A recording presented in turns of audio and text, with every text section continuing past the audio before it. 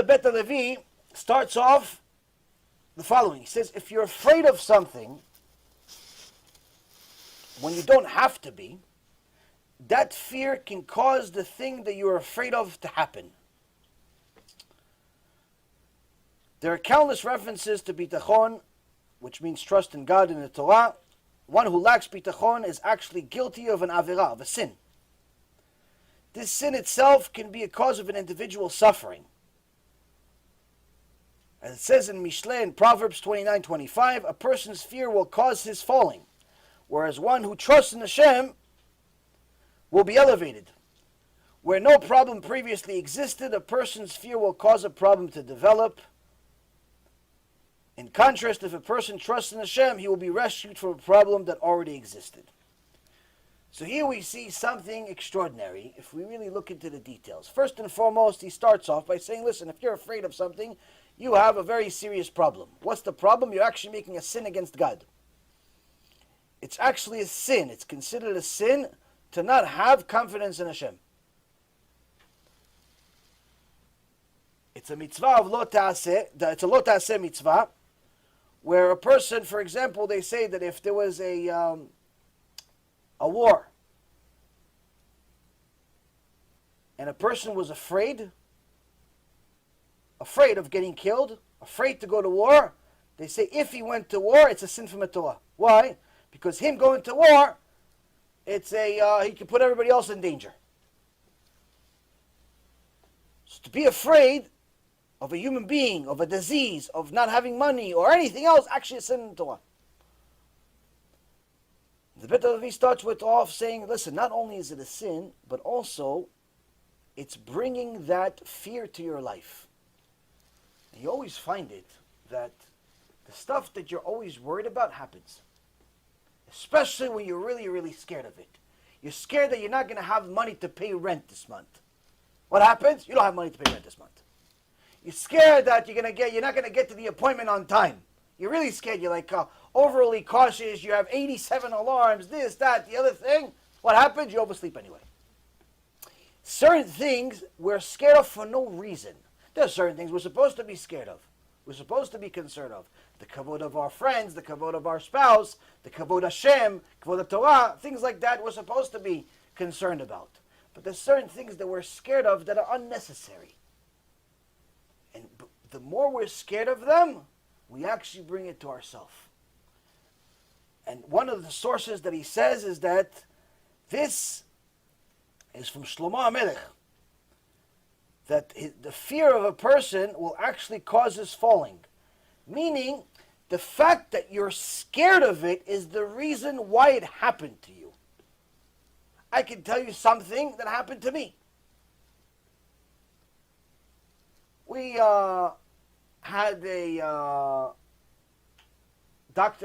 rabbi recommend that we should get a certain type of bacitration. He said this is good to have in the house. It's good to have in the house.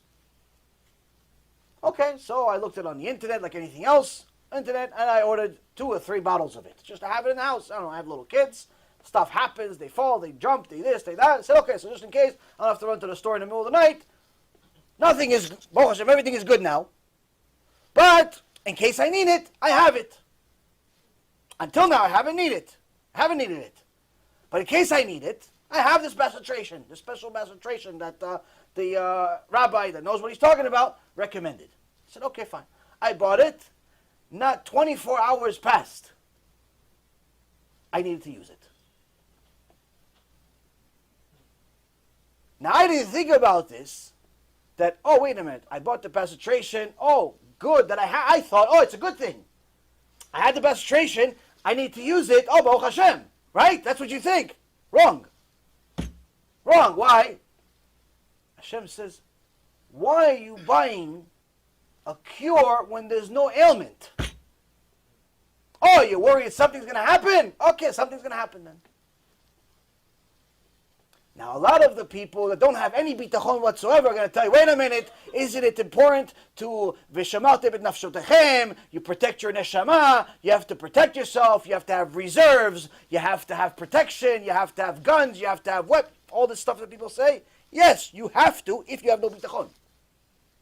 If you the more stuff you have as a backup plan, a backup IRA account, a backup 401k account, a backup bank account, a backup safe account, a backup gun, a backup Uzi, a backup atomic bomb, a backup everything. You have a backup a lot of stuff. Okay, you have a lot of backups. Problem is that you have no bitachon though.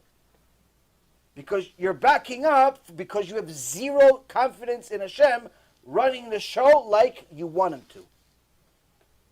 And sometimes Hashem is going to talk to you. He's going to tell you, listen, you bought a cure when there was no ailment. Why did you think I was going to cause an ailment? Why do you think that I was going to? Why did you think I was going to cause anyone to need this? And that's what Shlomo HaMelech is saying. He's not saying don't be prepared. Be prepared for things that are necessary, not unnecessary. Because if you're worried about things that are unnecessary, you're actually bringing them on yourself. Because there was no problem before, but the fear that actually the person had, since it's considered a sin, guess what? Sins, what do they get? Sins get punishment. So the person has no emunah. The Satan comes to Hashem and says, Hashem, look at this guy, look at this big sinner. What did he do? He bought bestration. We have to do something, Hashem. The Satan fights for Hashem, we have to do something. This guy has zero emunah, he bought bestration. Rasha.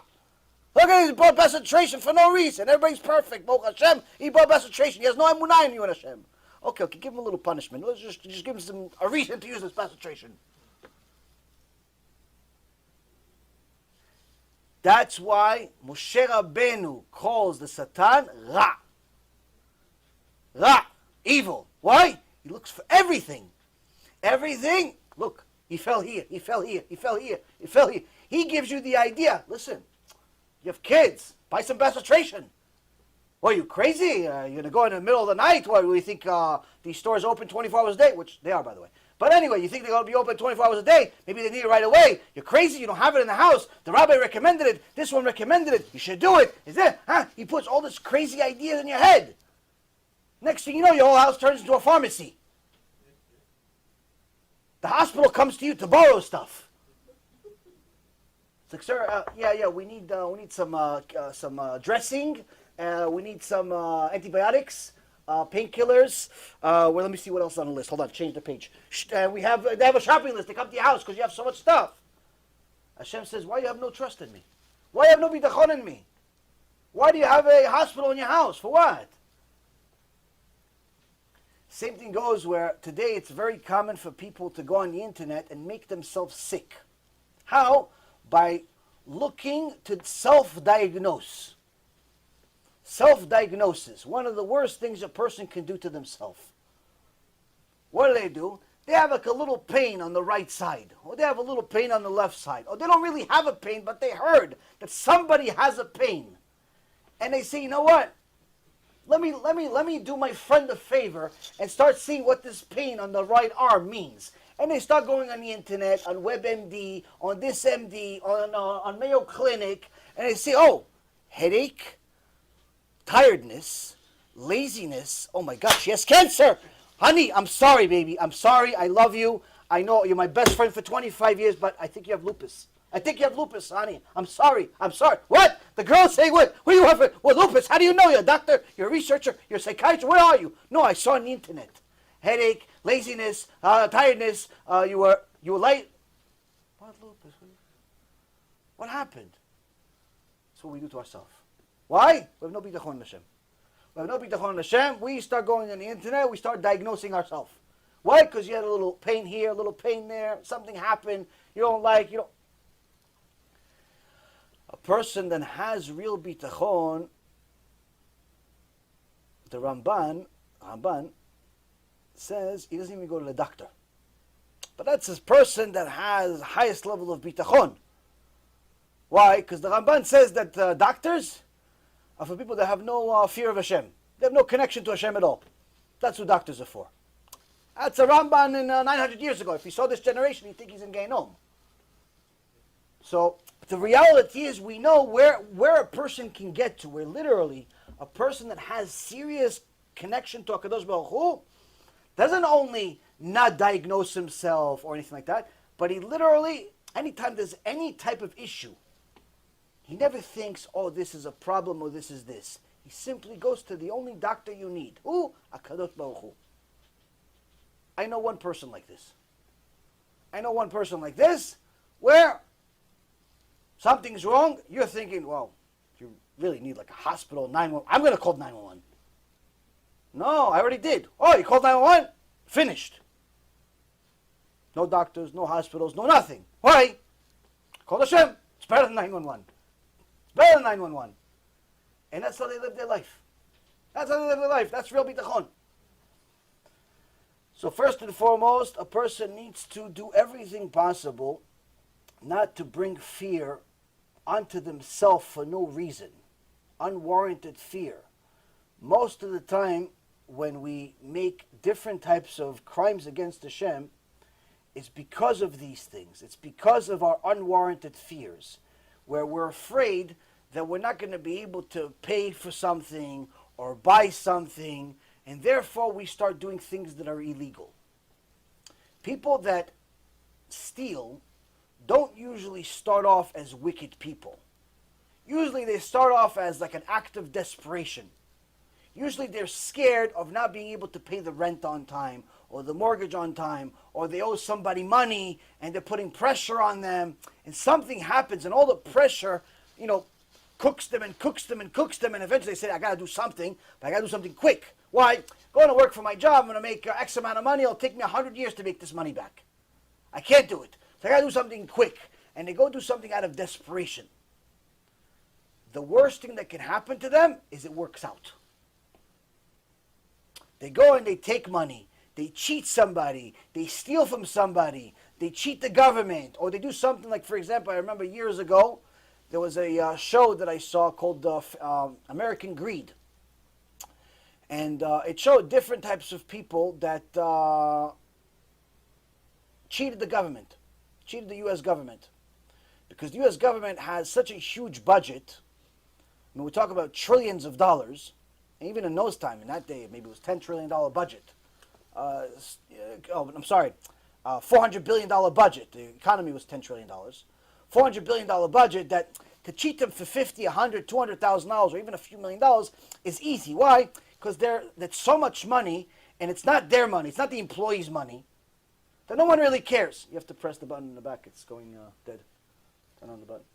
Thanks. So what ends up happening is that there's a lot of holes in the system. So there's, obviously people that are desperate or that are just not straight people. They take advantage of it.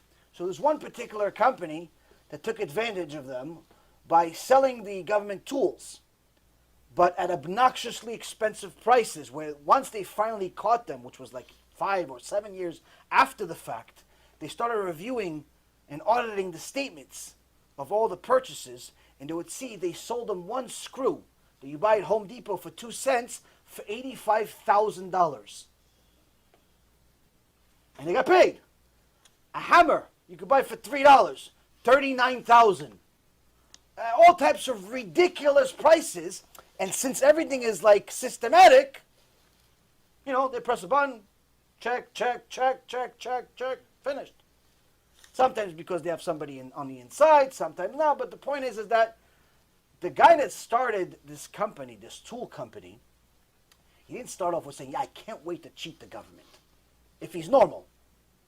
He started off, I want to start a business so I can pay my bills, provide for my family, and hopefully I'll land a couple of big clients one day. Once he landed the government as a client, he's like, wow, this is great. Landed the government as a client. It's the best client in the world. Unlimited budget. You can pretty much sell them everything forever. They buy it even if they don't need it. Greatest thing in the world. So you have the biggest customer in the world. Then one day what happens is that the guy makes a mistake. He instead of writing $38 on 3 hammers, he writes $3,800 by mistake. There's 38.00. He forgot the zero. And he got paid. He got paid $3,800 instead of $38. He said, whoa, I got $3,800. This helped me pay my mortgage. Came right in time. What Ashkaha Pratit even says. What a special present from Hashem. He thinks it's a mitzvah even. And now, that's what Satan tells him. Satan tells him, look, you needed $4,000. I gave it to you. See, government paid you $4,000. What's the problem? And unfortunately, now he says, oh, you know what? Next time I get into a jam, I'll do it again. Next time he got into a little bigger jam. Next time it was a $5,000 jam. So he sold him two, instead of $50, it was $5,000. He got paid again. And little by little, this grows. Little by little, this is how it happens. Same thing happens with Ponzi schemes. If anyone doesn't know what Ponzi schemes are, simply said, it's one person that collects a bunch of people's money with a intention to invest their money in something that's going to make them more money than what they have right now. But there's usually some type of gimmick to it where they tell you, listen, you're guaranteed to get a certain type of return within a certain amount of time frame, which anyone that's an expert in the field knows whatever the guarantee is unrealistic. But since people's desire and obsession with money is above and beyond their common sense, people fall for it time and time again. There's still a million Ponzi schemes going on right now. There will be Ponzi schemes going on tomorrow and yesterday and the day before and a month from now. There always are. I personally think that a good large portion of financial management companies are Ponzi schemes, personally. But you only know who's naked once the market is down. You only know who's swimming naked once the waves start going back into the ocean. Right now, you can't identify the Ponzi scheme so much unless they mess up big time, because it looks like everybody's making money right now because the market's up for 10 years in a row, 12 years in a row. As soon as the market crashes, watch, there's going to be a slew of Ponzi schemes. Slew of them. One after another. People are going to go to jail day after day. Same thing that happened in 2008. Same thing. A lot of the money that's being made right now is fake. But anyway, moving on. These Ponzi schemes usually don't start as Ponzi schemes. They start off with somebody's idea to make other people money. And he gets people money and he makes unrealistic promises. And people give him money. And then one day he realizes, I can't deliver on these promises. I messed up. But his ego is too big. His ego is too big to admit, listen, I can't deliver on his promises. Not only I can't deliver on the promises, I lost you money instead of making you money. What happens?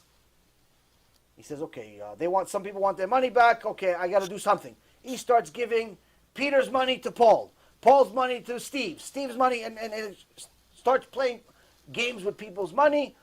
And this goes on for as long as he's able to continuously get new money in. As long as he's able to continue get new investors' money in, the Ponzi scheme can go on for 50 years, like Bernie Madoff.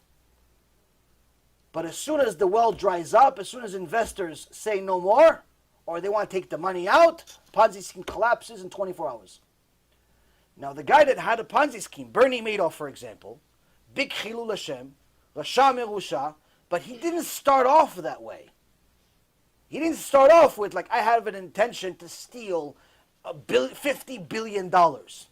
Maybe you want to do this, maybe you want to do a few moves, a few quick things, a few things that are not necessarily the most legit, but you didn't have this grand scheme. It just got out of hand. Usually, most thieves are like that. And the reason why is because they have no Bitachon in Hashem. They have Bitachon in themselves. And as soon as their own system fails them, they have nothing to fall back on because they have no Hashem. And that problem manifests and causes a lot of other people to fall with them. So here we see that by simply being worried about things unnecessarily, you are creating problems for yourself. How much, if we finished here at this point, how many of us can go home and spend a good 20, 30 minutes thinking about all the stuff they're worried about every day for no reason? Everybody could do that. Everybody goes home and says, you know what? What 20 minutes? In 5 minutes, I can figure out 90% of my day is worrying about nothing. Worrying about all the things that are unnecessarily. Worrying about this, worrying about that, worrying nonstop. Most people are so worried, they don't have time to even enjoy good. So the Bet HaLevi is saying, you worry, you have a serious problem. Why? Your worry is a sin. That sin deserves a punishment. That punishment is exactly what you're worried about. Midah keneged midah. Measure for measure. So already in the first paragraph, we have some serious life changes. Now how do we move forward? The prophet Jeremiah writes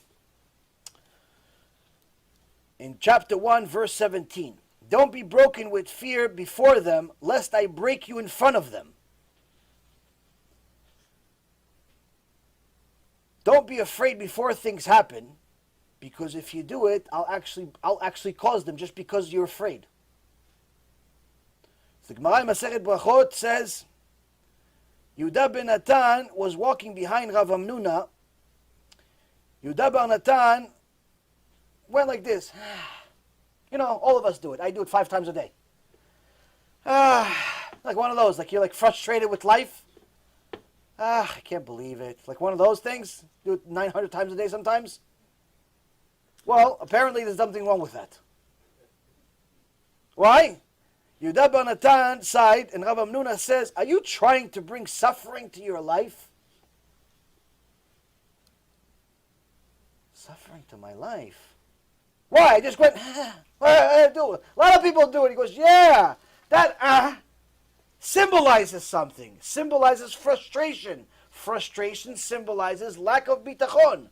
You have no trust in Hashem. You have no faith in Hashem. You're making a sin right now. Hashem's going to punish you for it. What are you doing? This is, a Tana made this mistake.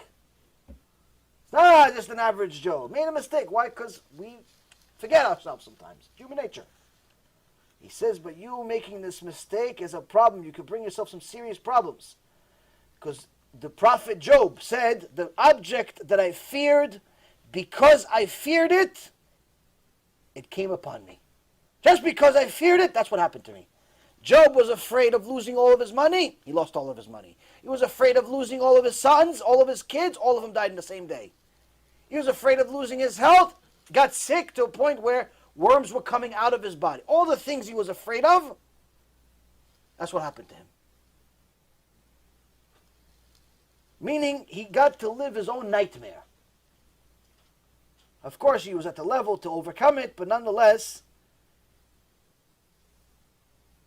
he says that this is a problem. Why? Because the book of Deuteronomy, chapter 20, verse number 1, says that when you go out to war and you see horses and chariots, don't be afraid of them. What does it mean? The Rambam, in his Sefer HaMitzvot, says that it's a negative mitzvah. Lo ta'aseh, mitzvah lo ta'aseh, not to have fear when at war.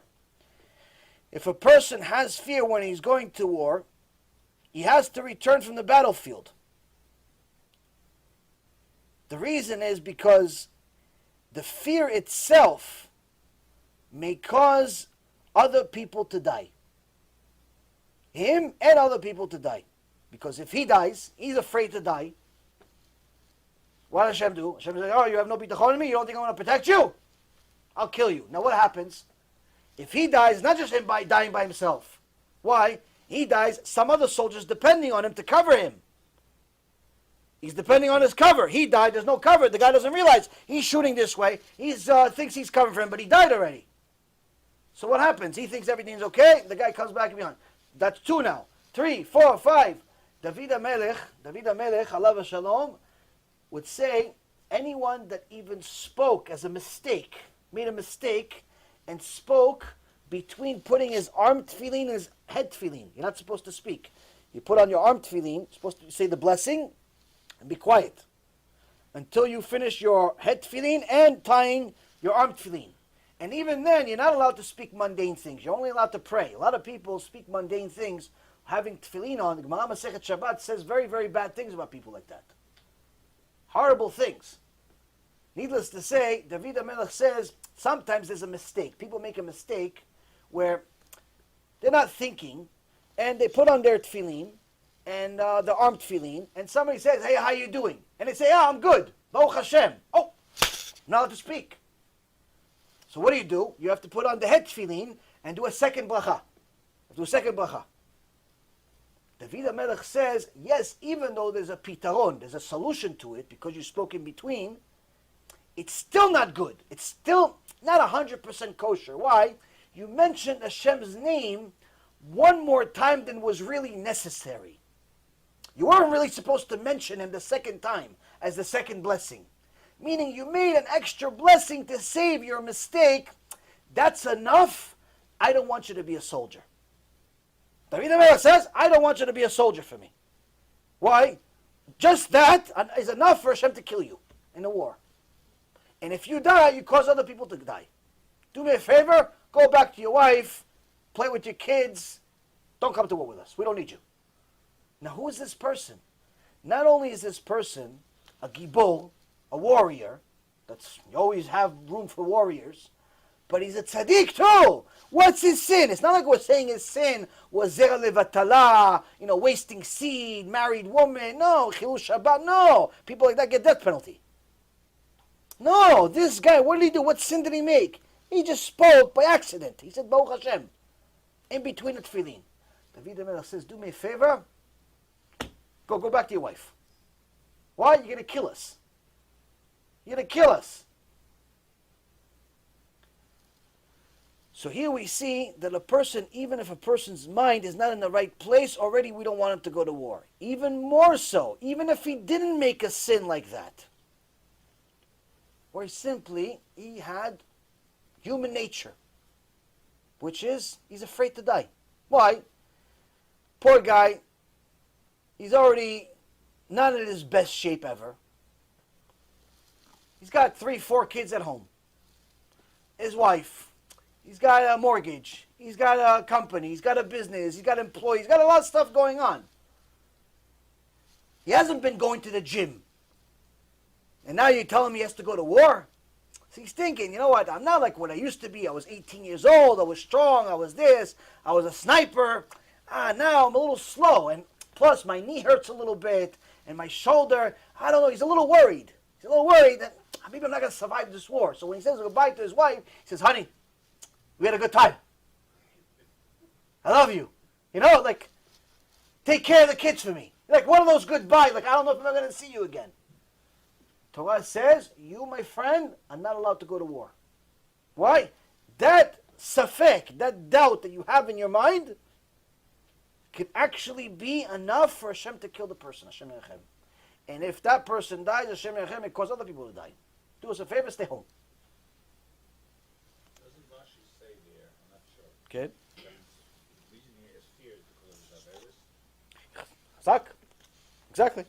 One of the main things that causes a person to have lack of bitachon, lack of connection to Hashem Yitbarach, is because of his sins.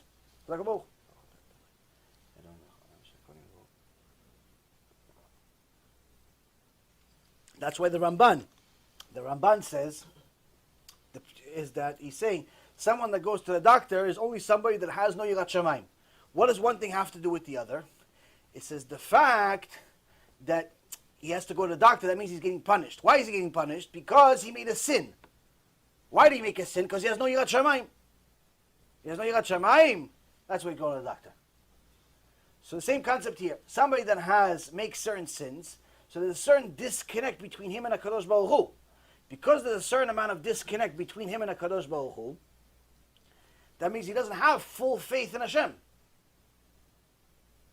That disconnect doesn't only lead to sin, it also leads to lack of bitachon, also leads to lack of everything else. I'm not going to go into Kabbalah, but I learned this once, is that the Kabbalists explain it this way. There is a spiritual pipes, if you will, that connect our neshama to heaven, that are connected constantly. So just imagine there's like a bunch of pipes or cords or whatever you want to call it that connect your neshama to heaven. Each one of these cords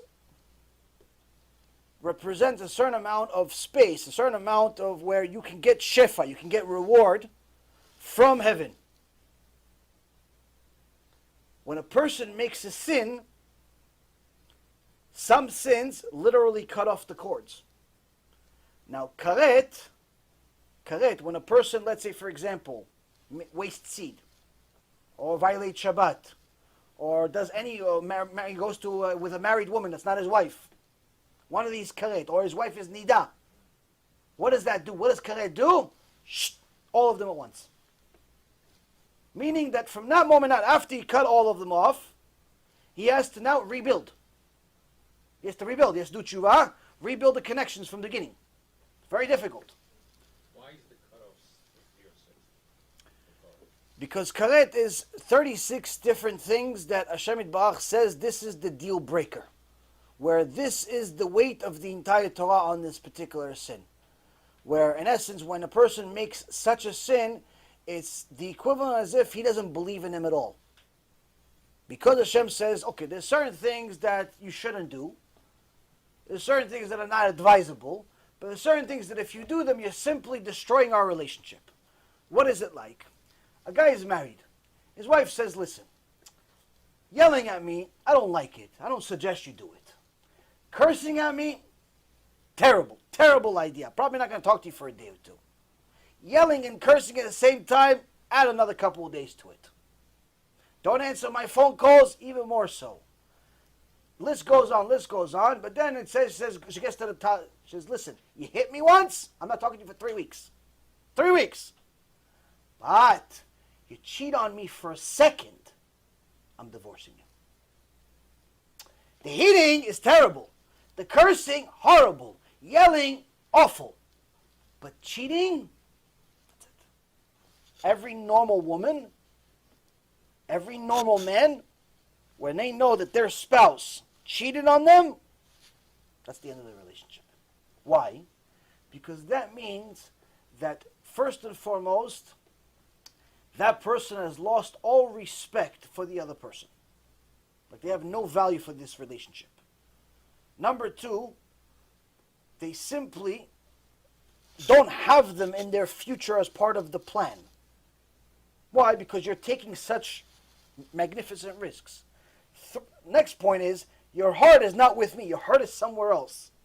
Why? If you allow your heart to be with this woman and that woman and this woman and that woman every other day, that means there's something wrong. And the point is that anyone that thinks about it, the people that cheat, I don't mean that just simply somebody had a crazy desire, he got drunk or she got drunk and she did something. And no, I mean somebody that did it where it's like a relationship.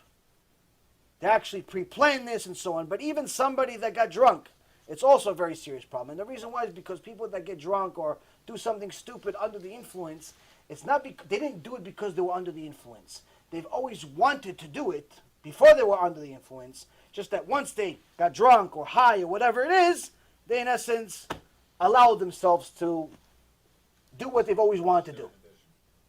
So the point being is that there are certain things that simply, that's the breaking point. Same thing where somebody that works for a company. Company can say, listen, if you tell us that you're working every day, but in reality you're cheating on the time clock. Every day 15 minutes, every half hour, no good. We're probably going to dock you. You show up late, we're probably going to take this. You incomplete your work, no good. But you steal from the company, finished. Why? Steal from the company. Or you take our trade secrets, sell it to the competitors, cut off. Why? Because that pretty much, that shows that the relationship has irreparable damage. You no longer consider this relationship as something valuable. You are now hurting this relationship, which means that we have to end our ties. Now with HaKadosh Baruch Hu, because he's not only our king, but he's also our father, he doesn't want to disconnect from us. But at the same token, he's not going to give us a free ride forever. If we continue sinning with the irreparable damage type of karet sins, then we stay in that horrible status. But if we fix ourselves, then B'ezrat Hashem, we start off, Hashem says that we could begin as if nothing ever happened. The Rambam in Hilchot Shuvah actually says that he gives a fantastic description of it. I don't remember every word by heart, but he says, the Rambam says, look at the Baal Tshuva. Before he did Tshuva, he was considered despicable, disgusting, abomination, ugly, awful, hated. But now he did tshuva, he's beloved, he's wonderful, he's beautiful, Hashem loves him. Hashem... 1 second. Why? He did tshuva. She did tshuva. She decided to put on clothes. Oh Hashem. She started to keep Shabbat. Oh Hashem. Hashem considers the past disconnect, different person. Different person. So the Rambam says here that a person that is worried is going to bring a lot of problems to themselves and other people. Because that worry itself is literally a sin. And the prophet Isaiah says in chapter 30, verse 15, says, with security and trust will be your might. Meaning that the fact that you have Bitachon in Hashem, you have confidence in Hashem, that's what's going to give you strength to win the war. It's not the weapon, it's not the Iron Dome, it's not how many planes you have, it's not how many bombs you have. No. You have faith in Hashem, that Hashem will take care of you. That's enough. In reality, that's the only thing that can protect you. And David HaMelech writes in Tehillim 118:6, Hashem is with me, therefore I have no fear of what man may do to me. Since I feel Hashem is with me, therefore I do not fear, and therefore no man can harm me at all. So in our mincha, we say this every day, and it's very, very easy to get so used to our prayer that we really don't ever delve into the meaning of the words. David HaMelech, after Amidah, we read Tehillim number 25. I believe Sfaradim and Ashkenazim both read it. I think so. No? Ashkenazim don't read Tehillim after? No, actually, no, you don't. No. So, the Sfaradim read after Mincha, we read Tehillim number 25. And it's a very famous Tehillim that David Elecha Adonai Nafshi Esa, Eloi Becha Batachti, Ale Vosha, Ale Al Tzuoi Vaili. So, David HaMelech says that my soul is being lifted to my God because I trusted him, Batachti. What did he trust him in? That he's not going to let me be embarrassed. And he won't let my enemies rejoice over me. Here in the first verse of this Tehillim, it's in essence the worry that every human being has. We don't necessarily fear loss because of ourselves all the time. We fear loss because of what other people think of us. Losing money is bad enough. Losing status is much worse. So I remember one woman told me, listen, we have the foreclosure happening. They had a foreclosure, miskanim. Foreclosure happening, scheduled for a certain date. And they were trying to get the money together, but there was a high likelihood they're not going to get the money together. Baruch Hashem, in the end, they ended up getting the money together. But she told me there's something that I'm thinking about it right now, and it really fits. She says to me, she says, listen, the money, the house, I lose it. It's from Hashem. What can I do? It wants to take it, take it. I love the house, lived in the house for so many years. I don't want to lose the house. But if it goes, Baruch Hashem, what can I do? Oh, so I'm thinking, wow, what's woman is Ba'alat Emunah, Ishtabach Shemo. She goes, yeah, but here's the thing.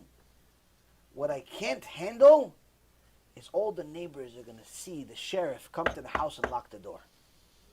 That I can't handle. That I'd rather die, she tells me. The neighbors seeing the sheriff lock the door, put one of those tapes on. Do not enter, one of the caution, or whatever it says. Auction taking place in front of the house. She says, for that, I'd rather die. All the neighbors that don't like me, all the neighbors that this, all the neighbors, all this, all that. A person thinks about the embarrassment that happens to them as a result of loss, as a result of divorce, as a result of things like that. It's unbearable. And that actually leads a lot of people to commit suicide and do a lot of stupid things. Because they're literally more petrified of the shame than they are of the actual loss. This actually means that they have a different problem. Aside from having a problem of money or whatever the issue is, they also have a problem with kavod, pride. And pride, the Ramban says in his letter, and he gave it to Ramban, is the worst midah you can possibly have. Unfortunately, many of us suffer from it because we think that we're something special because we're smart, or we're good looking, or we're rich, or we're this, or whatever. For some reason, all of us justify some reason that we should be proud of. So even David HaMelech says that I have trust in Hashem that He's not going to let my enemies rejoice over me. That's what I trust. Even David HaMelech, that was called himself, he's a worm but not a man. He said, I trust that Hashem is not going to get me to such a point. I trusted Him. He's not going to get to such a point that my enemies are going to rejoice over me. But he says, we hope, all of us hope in you that we should not be embarrassed, that we should not be ashamed, that we should not be mistreated. Teach us your ways, inform me your ways, lead me into your truth. Adricheni be'amitecha ve'lamdeni. Lead me in your truth, for you are the God of my salvation. Ki ata Elohei ish'i. Otcha kiviti kol hayom. For you, I thought about you all day. All day I'm thinking about you, Hashem. Zechor rachamecha Hashem v'chasadecha ki me'olam ema. Please remember your mercies, Hashem, your kindness, the eternal kindness that you have. And my sins, chataot neorai upeshai al tiskor. But my sins that I did in my past, don't remember those. Don't hold those things against me. Because if you do, no one can withstand these things. So here we see that David HaMelech himself is concerned about all this. But then later on in the same Tehillim, he says,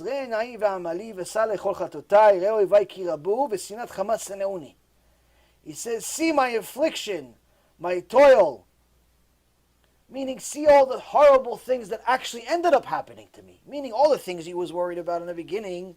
He's not going to be embarrassed of, in front of his enemies and so on. Look at all those horrible things that are actually happening to me.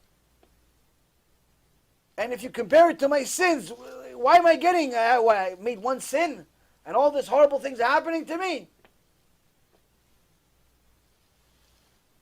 And he says, but what's the difference between us and David HaMelech? Shamra nafshi ve'atzileni alevosh ki chasiti bach. Please Hashem, you protected my soul until now, despite all this bad stuff happening to me. Don't let me be ashamed, because I take refuge in you. Meaning, even though I was afraid of bad things to happen, and they ended up happening, I'm still going to you, because you're the only thing that I have. Why? Because Tom v'yosher yitzuruni. The only thing that preserved me was my innocence, my honesty. I knew where I was wrong, I knew where I was right, I knew I was connected to you from the beginning, and in you is what I had my hope in. Ki kiviticha.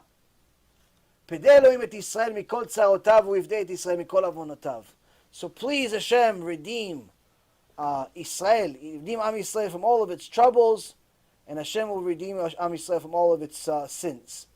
So here we see that even though some of the things that David HaMelech worried about actually ended up happening, he knew that he caused it himself.